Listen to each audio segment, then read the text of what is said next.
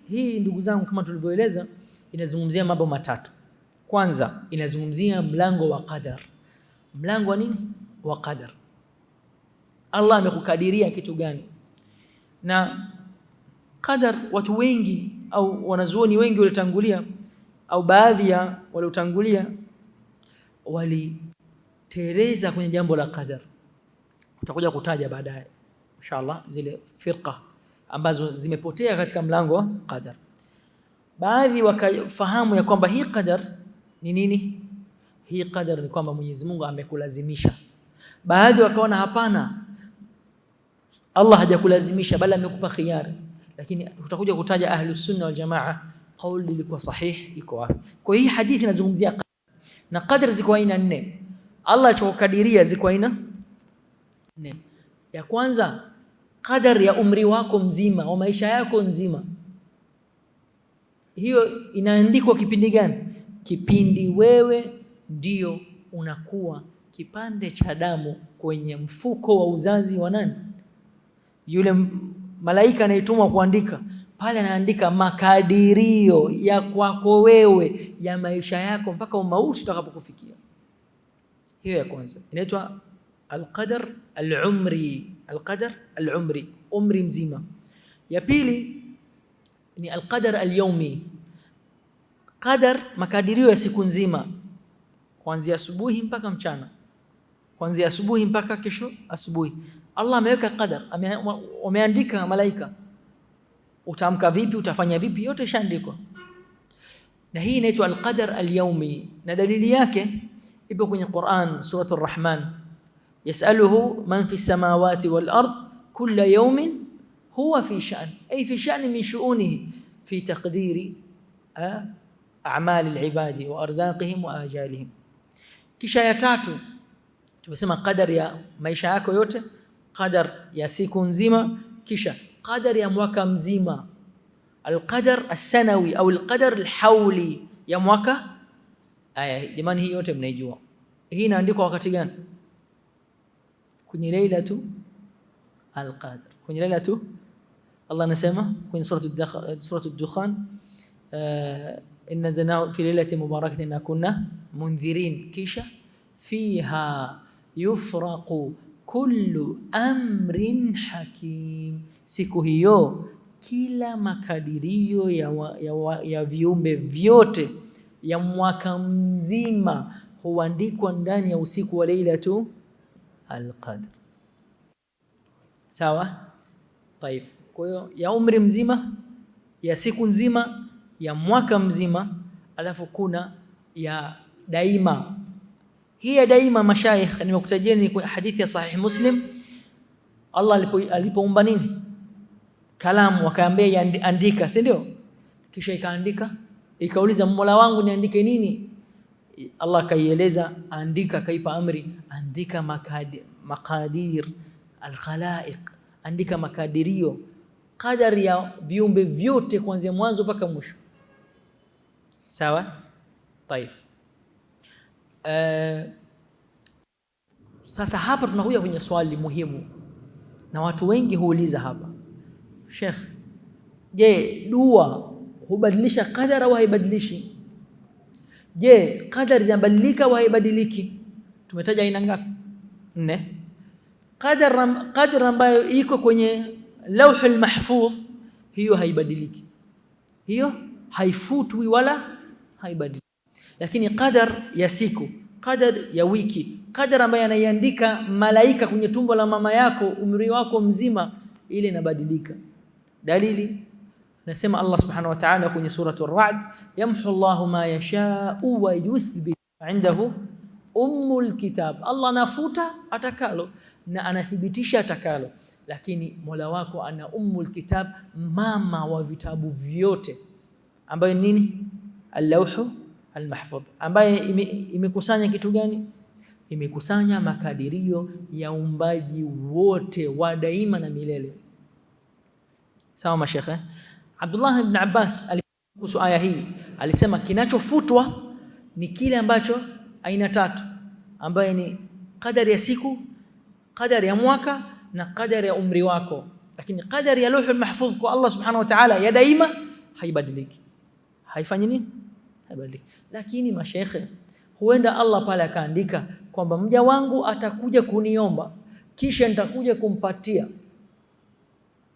Kwa hiyo wewe kuja kuomba na kupatiwa, inawezekana Allah kule kashakadiria kwamba wewe utakuja kuomba kisha utapatiwa. Ndio maana tunasema tusiingie katika elimu ya nani? Ya Allah subhanahu, kwa sababu elimu ya Allah subhanahu wa ta'ala ni pana. Lakini sisi hapa kila mmoja wetu amepewa khiari. Hapa tunapozungumza hakuna ilazimishwa. Sawa? Tayeb. Ukisoma tafsiri aya hii kwenye Zadul Masir ya Ibn al-Jawzi, ametaja kauli 8 ya aya hii. Sawa? Hata Umar ibn Khattab radhiyallahu anhu alikuwa akisema, Mwenyezi Mungu, ikiwa kwenye kitabu changu umeandika mimi ni mtu ambaye itakuwa mwisho wangu ni mbaya, itakuwa ni mtu wa shakawa, itakuwa mtu ambaye umwandikia kufeli na kuangamia, basi Mwenyezi Mungu futa, andika nini? Andika kwamba nitafaulu. Anakusudia ipi? Zile aina 3. Ama ile Lauhul Mahfudh haifanyi nini? Badiliki. Na usiingie sana kwenye mlango wa qadar, utakuja kupotea kama walipopotea watu waliotangulia. Allah amekupa khiari, fanya, chagua mapema leo unachukua nafasi yako, unaweka reservation ya nafasi yako kesho akhira leo. Tayeb. Anasema Mtume Muhammad sallallahu alayhi wasallam kwamba inna ahadakum yujma'u khalquhu fi batni ummihi, hakika mmoja wenu hukusanywa umbaji wake. Hii ina maana gani? Ina maana kwamba mwanzo ilikuwa haijakusanywa, lakini kisha kwa idhini ya Allah subhanahu wa ta'ala akatuma malaika wakaja kufanya nini?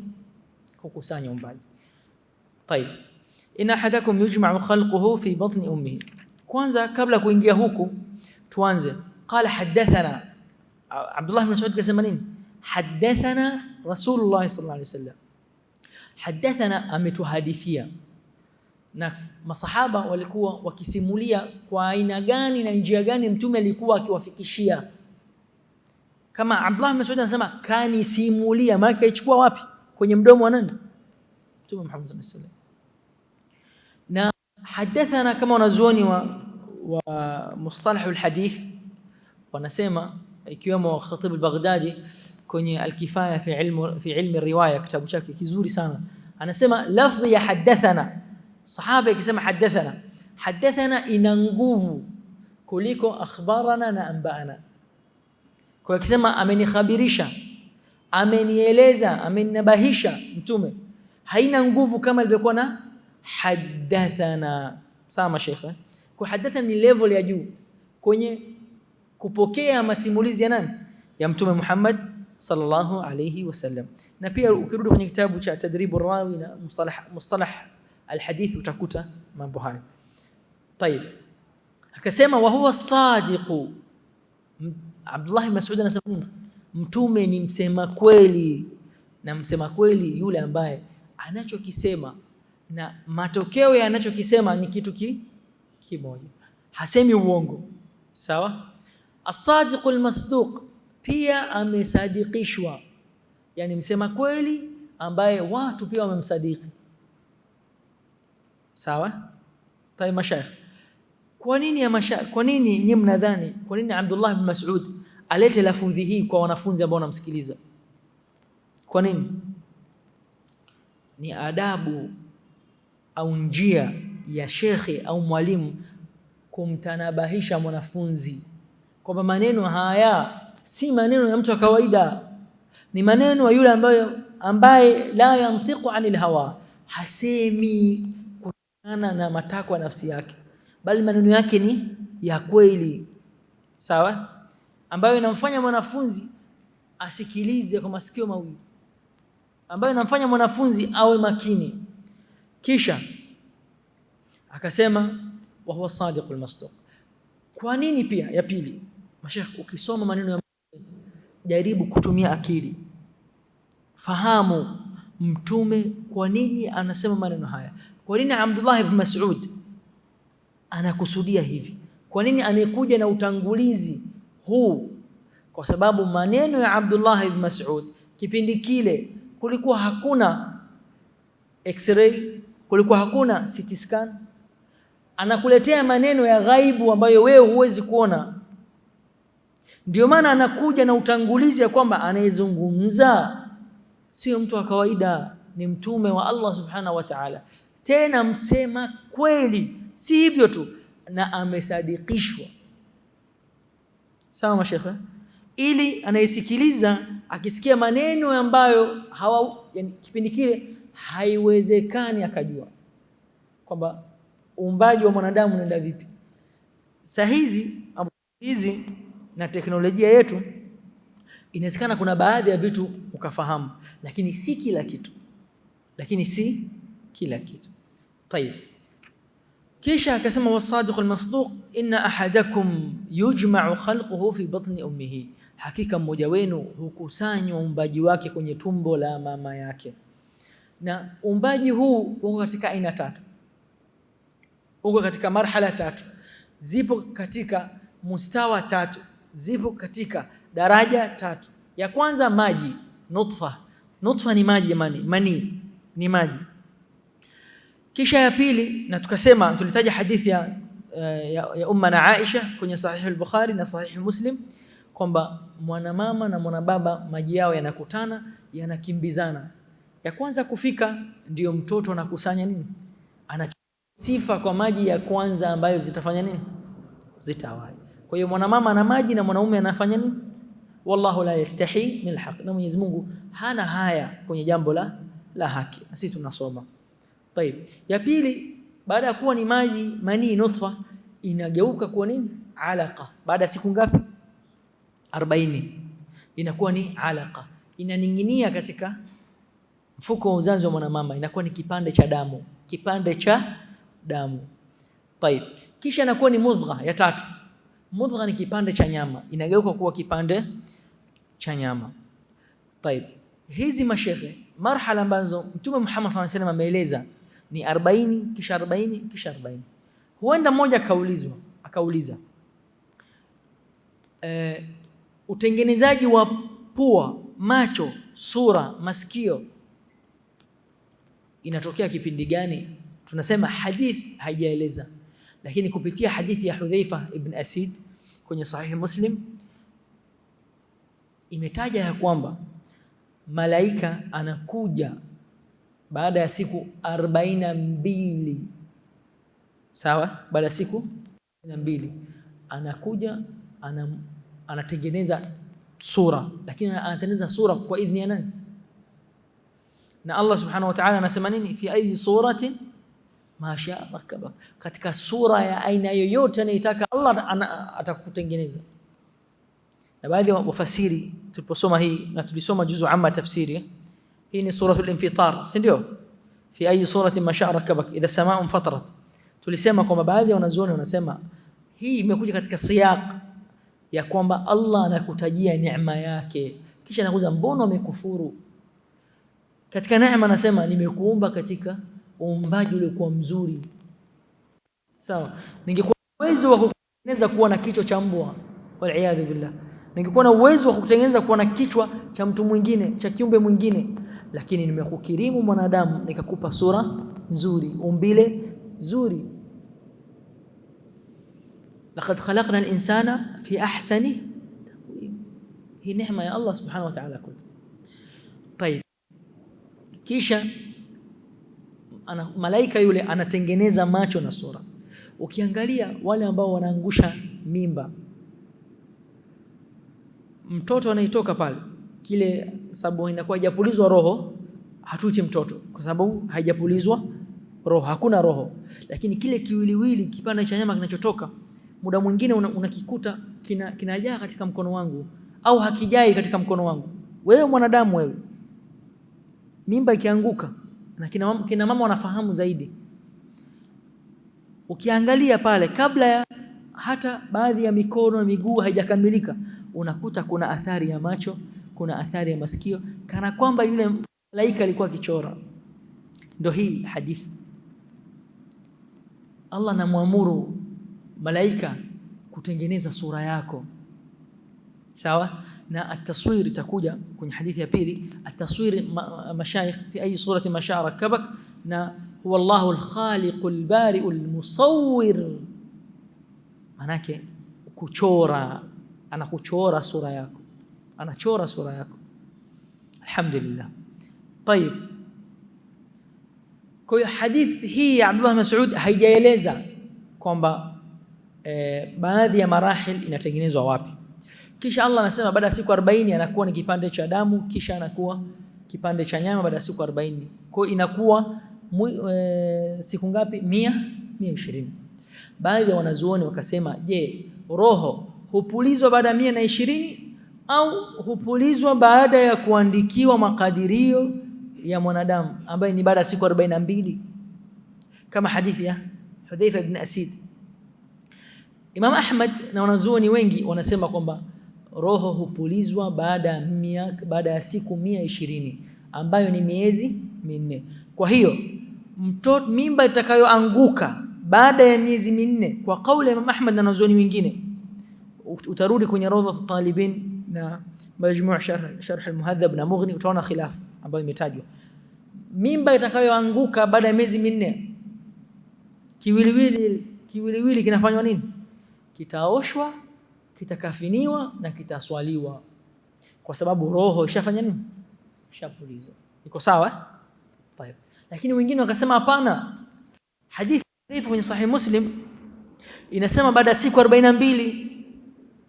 Sasa hapa kwa wanafunzi imetokea kama mgongano, lakini maneno ya Mtume Muhammad sallallahu alaihi wasallam hakuna mgongano.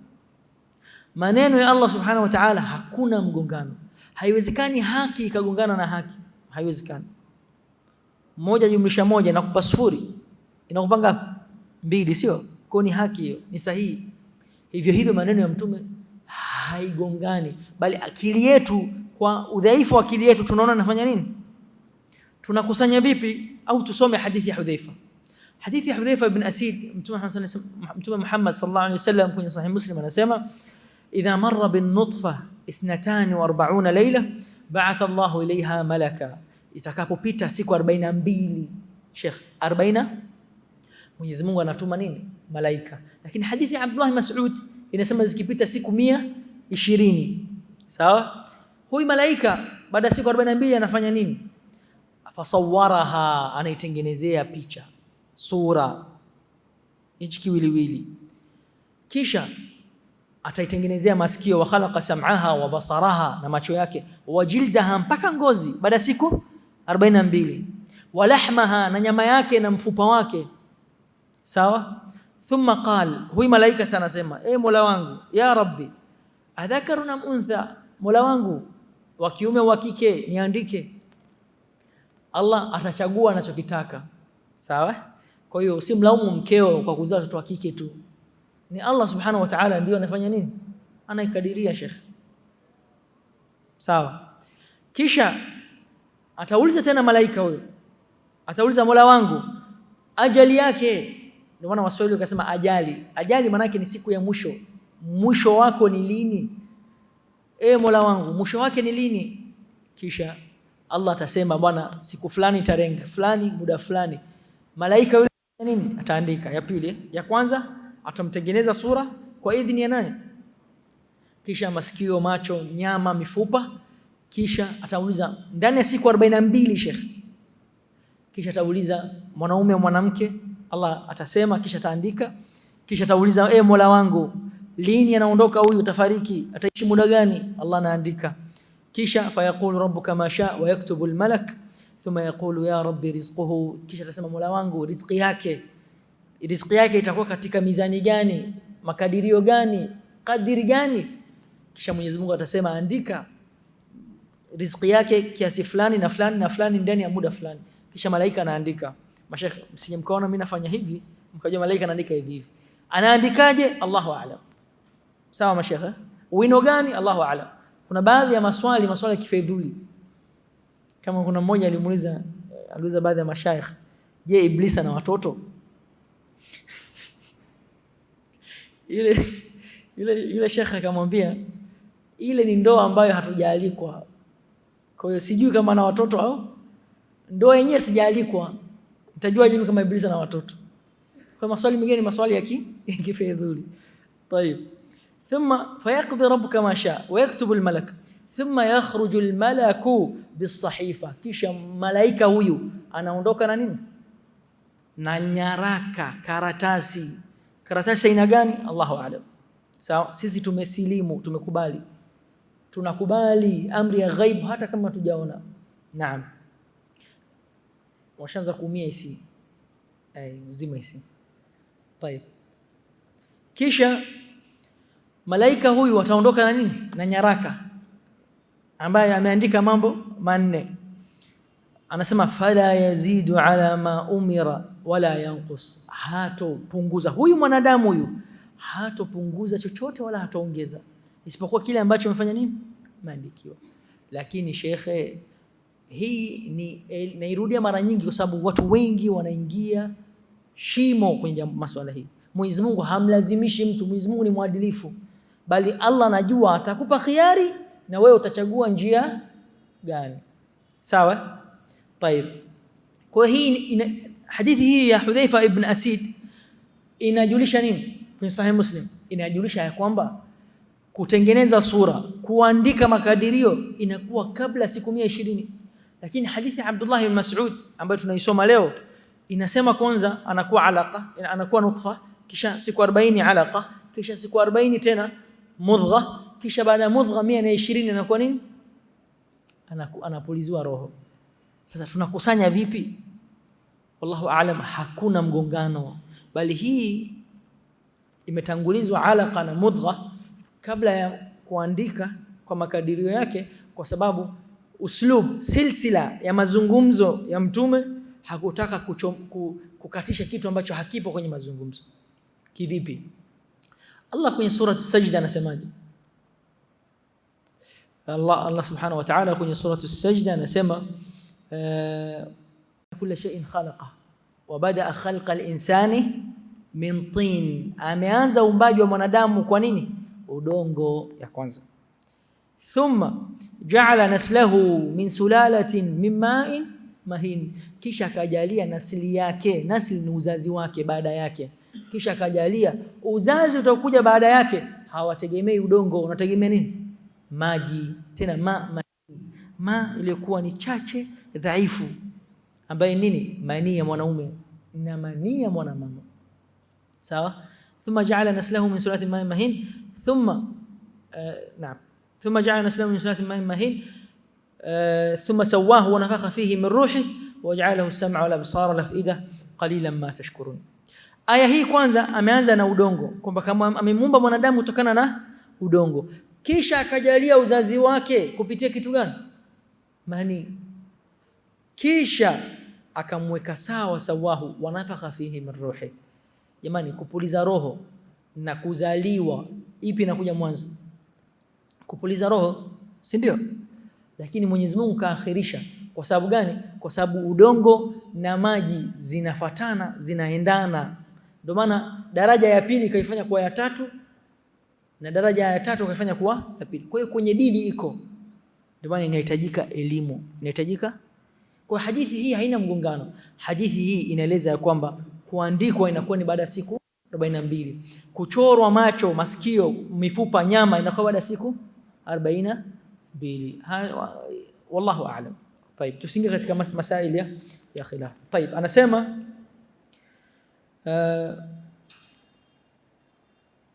إن أحدكم يجمع خلقه في بطن أمه 40 يوما ثم يكون علقة مثل ذلك ثم يكون مضغة مثل ذلك ثم يرسل إليه الملك. Hapa Allah subhanahu wa ta'ala anataja uumbaji, na uumbaji uko katika aina tatu. Allah huwa al-musawwir, kisha wa huwa al-khaliq, kisha wa huwa al-bari. Huwa alladhi khalaqakum, huwa Allahu al-khaliq al-bari al-musawwir. Allah huyo ndio muumbaji, ndio anayekutengenezea wewe taswira, sura na kiwiliwili, na yeye ndio al-bari.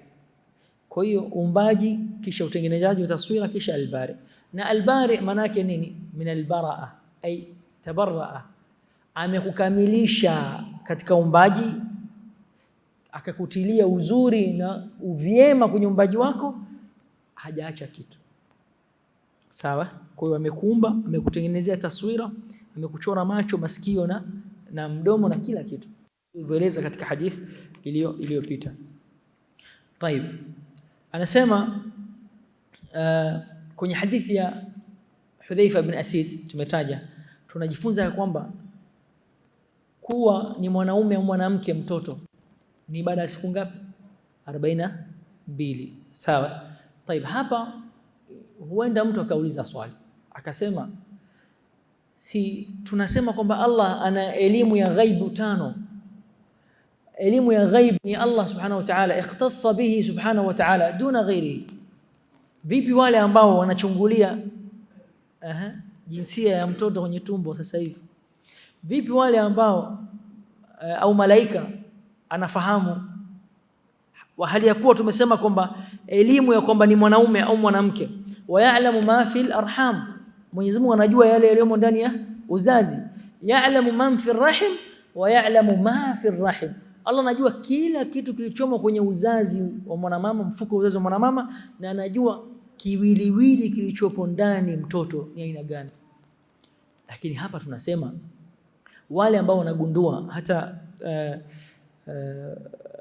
Al-Qadhi Al-Maliki Ibn Al-Arabi kwenye kitabu chake ana tafsir Qur'an na Ihkamul Qur'an ametaja, amesema kuna baadhi ya watu wataalamu wanajua, wanasema tumbo la mwanamama likiegemea upande fulani kwa mbele anakuwa mtoto wa kiume, si wa kike.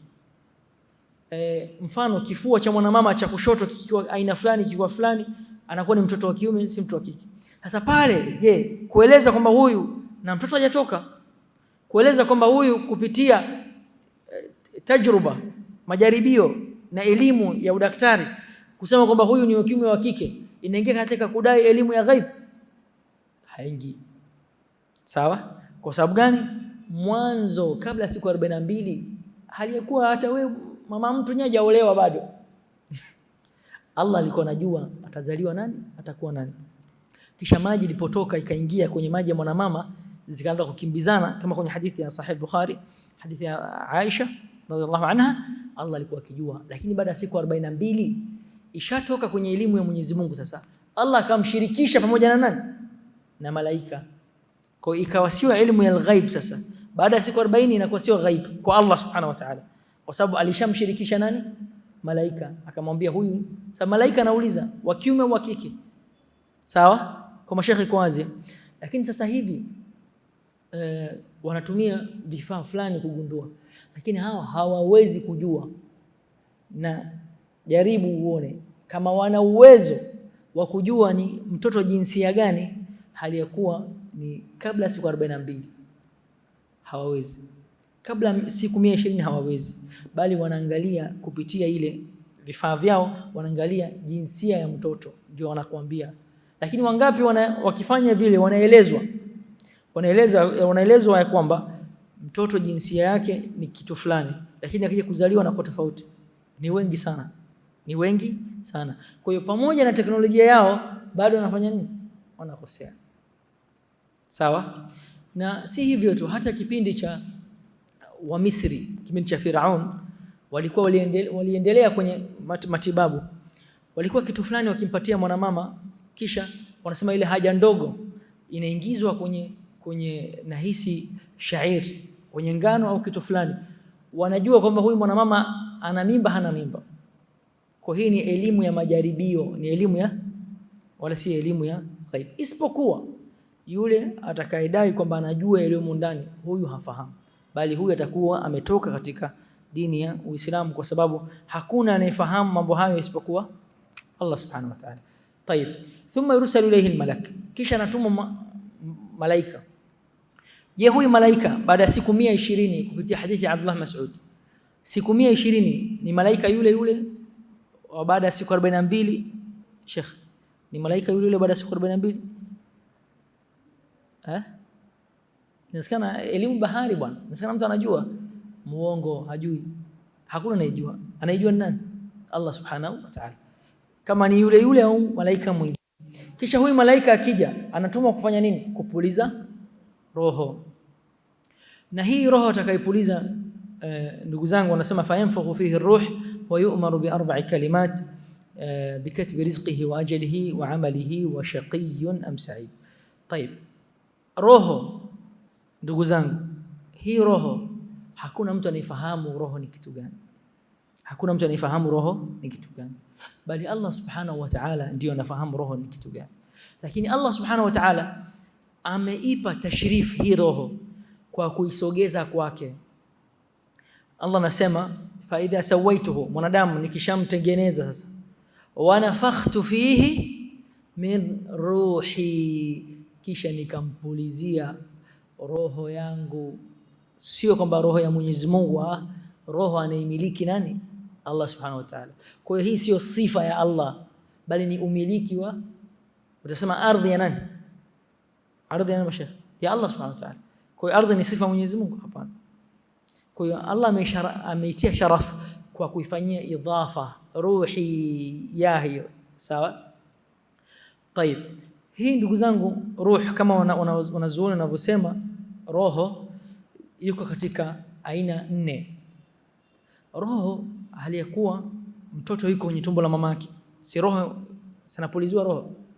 Kisha roho hali ya kuwa wewe uko duniani, kisha roho yako hali ya kuwa uko katika maisha ya barzakh baada ya kufariki, kisha roho ya mwisho unapofufuliwa siku ya mwisho. Unapofufuliwa siku ya mwisho. Kwa zinaambatana na sehemu 4. Roho hali ya kuwa ipo kwenye kipindi cha au kwenye tumbo la mama mzazi. Roho pale inakuwa ni dhaifu, haina nguvu sana. Sawa? Mpaka itakapotoka. Na hii utatizama utaona kuna baadhi ya vitu wewe kama mwanadamu kwa duniani, mtoto akiwa pale hawezi kufanya, kwa sababu roho na mwili, roho haina nguvu. Sawa? Na hii ni ijtihad ya wanazuoni. Kisha ukishazaliwa, roho na mwili sasa zinakuwa pamoja. Lakini baadhi ya wanazuoni wakaongeza ya 5, wakasema unapolala Mwenyezi Mungu anakamata roho, au Allah subhanahu wa ta'ala anaiachia, ndio zinakuja ndoto. Kwa sababu roho inafanya nini? Inafarakiana. Ndio maana wakasema usingizi ni umauti. Allahu yatawaffa al-anfusa, katumia yatawaffa al-anfusa hina mautiha wallati lam tamut fi manamiha, katika usingizi wake. Kisha ukishafariki sasa, roho inakuwa na nguvu kuliko mwili. Tunasema maisha ya kibarzakh ni maisha ya kivyake, lakini mwili na roho zote zinachezea adhabu kaburini.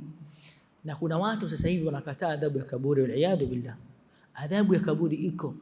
Hadithi kwenye muttafaq alayhi, hadithi ya Abdullah ibn Abbas, mtume alipita baina kaburi 2, akatoa tawi la mti lilikuwa bichi, akalichana sehemu 2, akachomeka moja kwenye kaburi na nyingine akachomeka kwenye kaburi nyingine.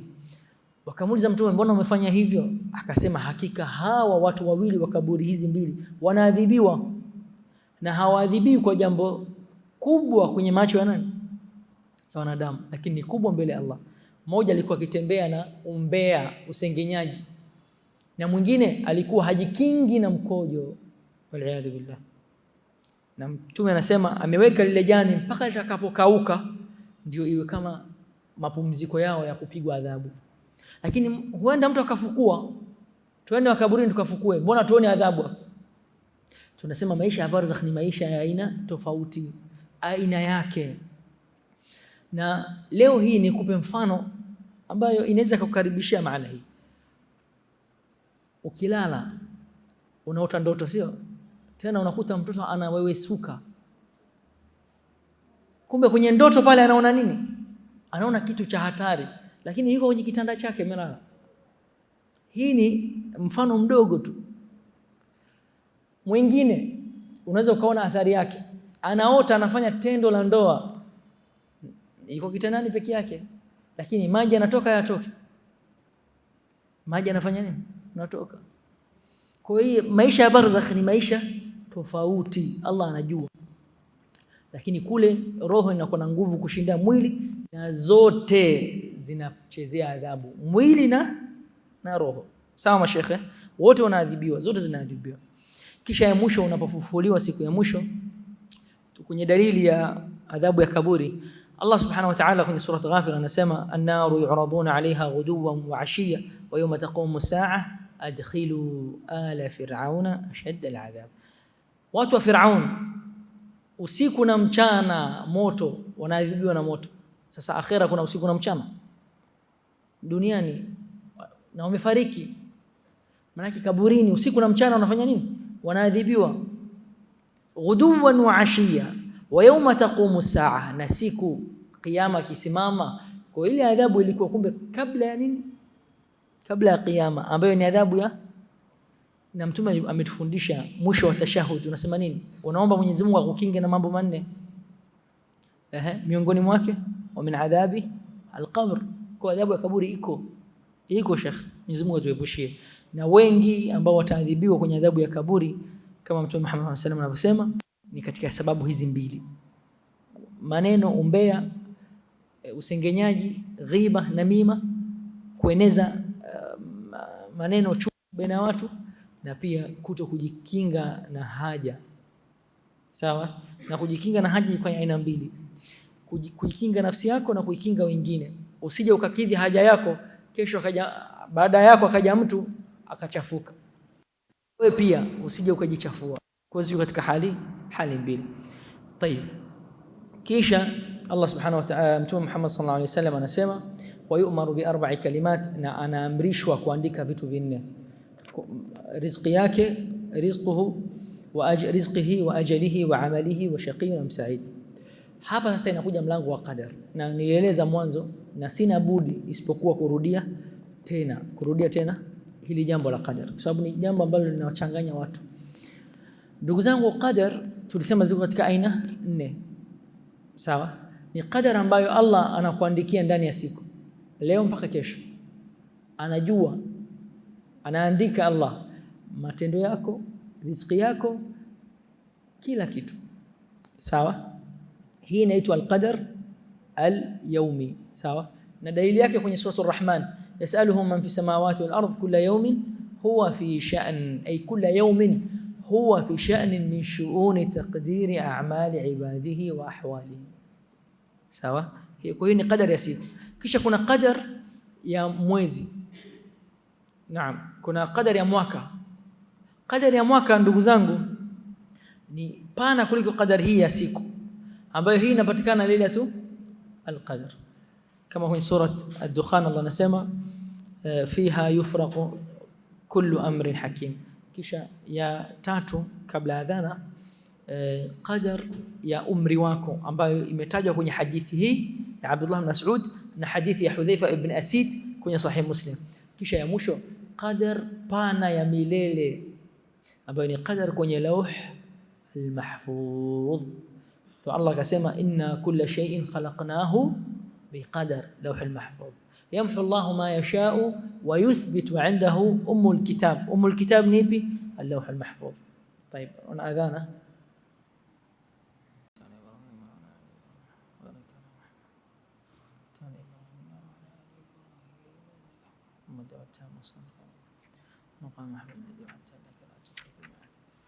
طيب mashayikh, tumetaja qadar, tukasema qadar ambayo ni mama wa vitabu ni kwenye lauh al-mahfuz, na hizi zote 3 hizi zinaendana sambamba na kwenye lauh al-mahfuz. Na hata kwenye kauli ya wanazuoni kwamba Qur'ani imeteremka siku gani? Kwenye usiku wa nini? Wa Ramadhan, sio Lailatul Qadr. Lakini Qur'ani imeteremka wa Qur'anan faraqnahu litaqra'ahu 'ala an-nasi 'ala mukth. Mbona Allah anasema Qur'ani imeteremshwa kidogo kidogo? Tunasema iliyoteremka kwenye usiku wa Lailatul Qadr kwenye samaa'ud dunya, kama kauli Ibn Abbas, ni imetoka kwenye lauhul mahfuz ikashuka yote jumla kwenye mbingu ya dunia, kisha ndio ikawa inashuka kidogo kidogo. Lakini pale kuna visa, kuna hukumu ya watu. Yule aliyekuwa mume wake kwenye sura al-Mujadala alimwambia, wewe ni kama mgongo wa mama yangu mzazi. Sasa kumbe Mungu alishamkadiria, Mungu alijua huyu atafanya 1, 2, 3. Sawa? Ndio maana Qur'ani ilivyoteremka ile yote ilihusisha kisa hichi ambacho Allah subhanahu wa ta'ala alifahamu. Na kuna watu waliopotea kabla yetu, kipindi cha baada ya Mtume Muhammad sallallahu alaihi wasallam, kuna madhahib ambazo sio sahihi kwenye mlango wa qadar. Kuna al-Jahmiyya, hawa ni wafuasi wa Jahm ibn Safwan. Hawa wanasema kwamba na kauli yao au wanaitwa Aljabriya. Wanasema kwamba al-abdu mujbar wa laysa mukhayyar, kwamba mwanadamu amelazimishwa. Yani hichi sasa hivi unavyosema wewe huna matakwa kwenye mikono yako, bali Allah ndiye amefanya nini? Amekulazimisha. Kuna watu walisema hivyo ambao ni Jahmia, na hii kauli yao sio sahihi, ni batil, ni fasid. Sababu Allah anasema nini? Wallahu khalaqakum wama ta'malun. Sawa. Upande wa pili pia wamekosea, walikuja wengine kina Mu'tazila na al-Qadariyya. Hawa nufatu al-qadar, walikataa kuna qadar, wakasema kwamba hichi unachokifanya wewe Mungu hajakuumbia wala haja kukadiria, bali wewe ndio unatengeneza unapotaka wewe. Sawa? Na njia yote sio sahihi, bali Allah subhanahu wa ta'ala amekupa khiari, lakini ameweka qadar, lakini ameweka qadar kupitia elimu yake. Ndio maana tunasema tusiingie katika mlango huu wa qadar, tusibweteke, bali tufanye matendo yalikuwa mema. Tayeb, dalili ambayo inaonyesha kwamba qadar kwenye lauhul mahfudh haibadiliki, Allah anasema inna kulla shay'in khalaqnahu biqadar, hii lauhul mahfudh. Kisha Allah anasema lam ta'lam anna Allah ya'lamu ma fi as-samawati wa ma fi alam ta'lam anna Allah ya'lamu ma fi as-samai wal ard inna dhalika fi kitabin inna dhalika 'ala Allah yasir. Hukujua kwamba Allah anafahamu yaliyomo mbinguni na ardhini?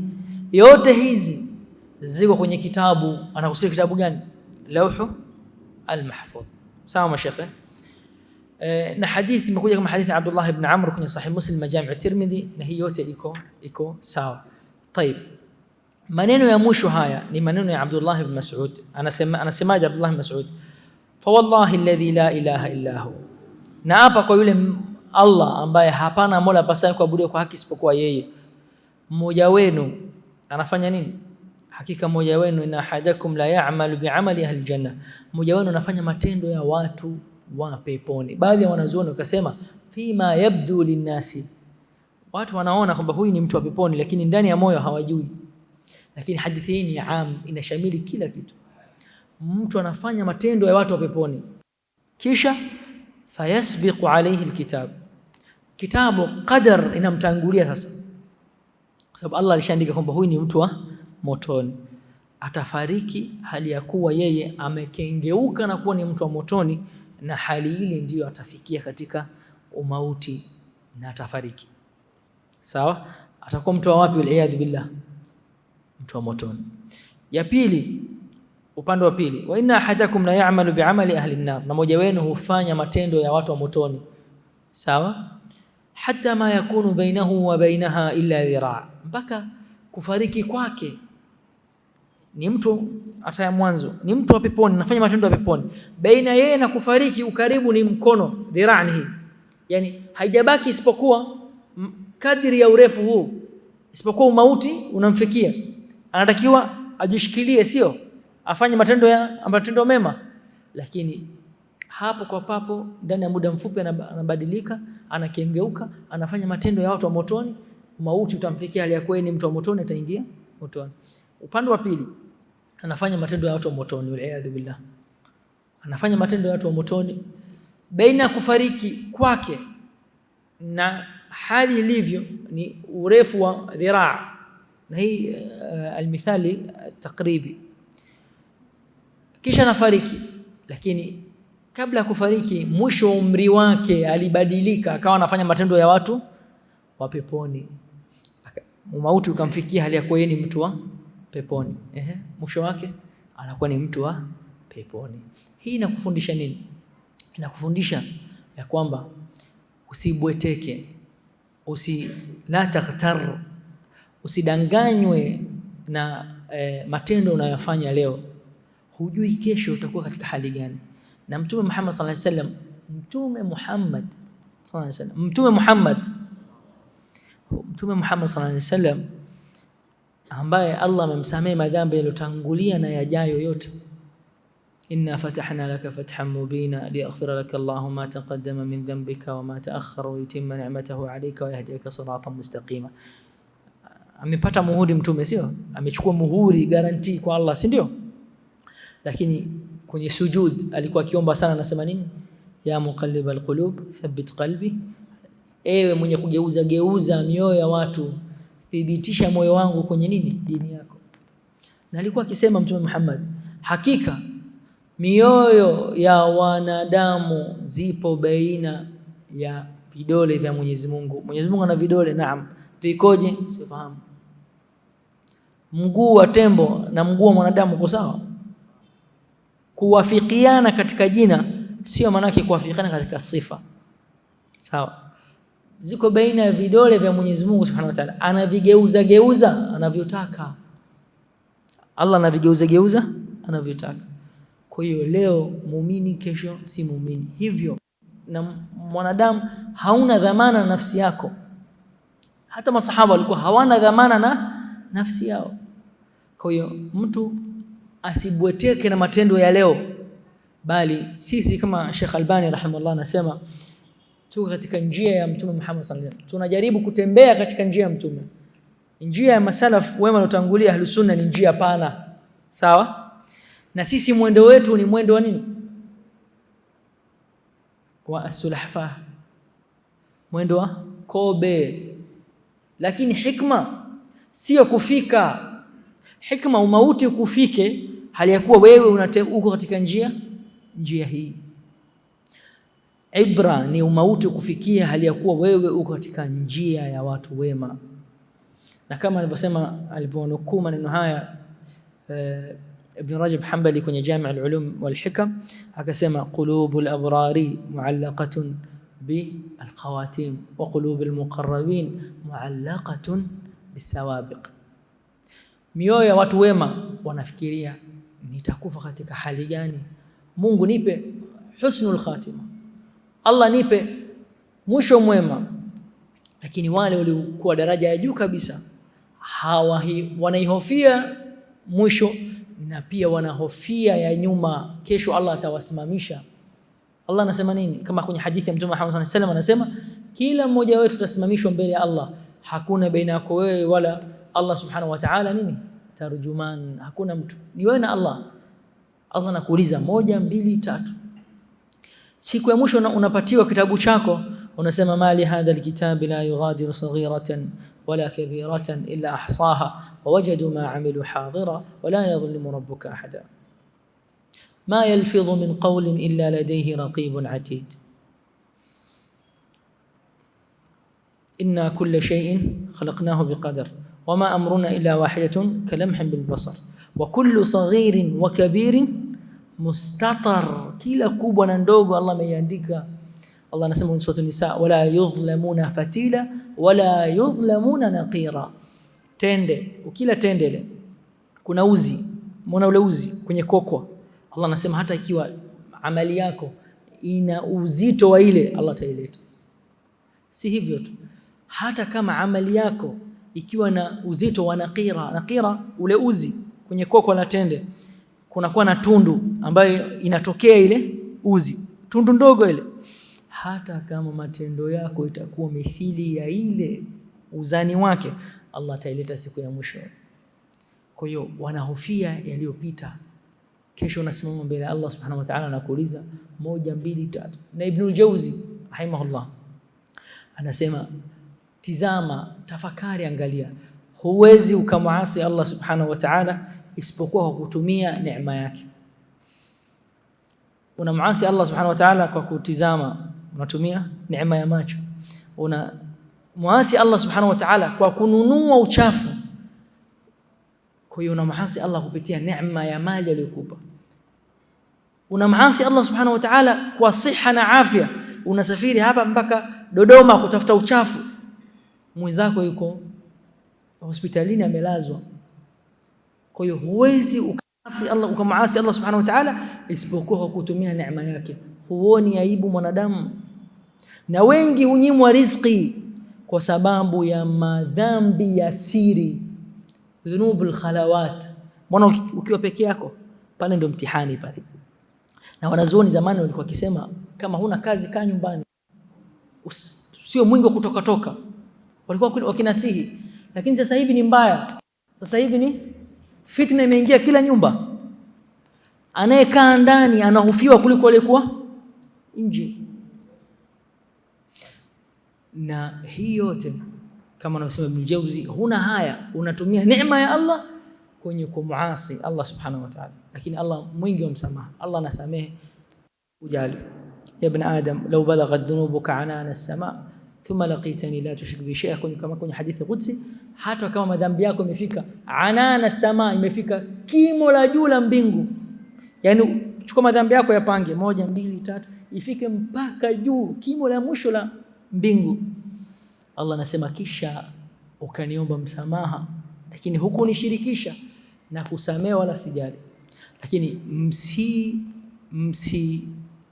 bweteke na rahma ya Allah, bali aqida yetu inatakiwa aljam'u baina alkhawf warraja, kukhofu na kutaraji. Usiegemeze upande wa hofu ukakhofu ukakata rahma ya Allah kwamba Allah hawezi kunisamehe, na wala usiegemeze upande wa rahma ukasahau kwamba Allah haadhibu. wa qul li'ibadi inni ana al-ghafurur rahim wa anna 'adhabi huwa al-'adhabul alim. Khitaman, waeleze waja wangu ya kwamba adhabu yangu ni kali na msamaha wangu ni mwingi. Na Allah subhanahu wa ta'ala ameanza na msamaha kabla ya adhabu, ili kukuvuta wewe unaisikia uje kwenye rahma Allah subhanahu wa ta'ala. Subhanakallahumma bihamdika ashhadu an la ilaha illa anta astaghfiruka wa atubu ilayk.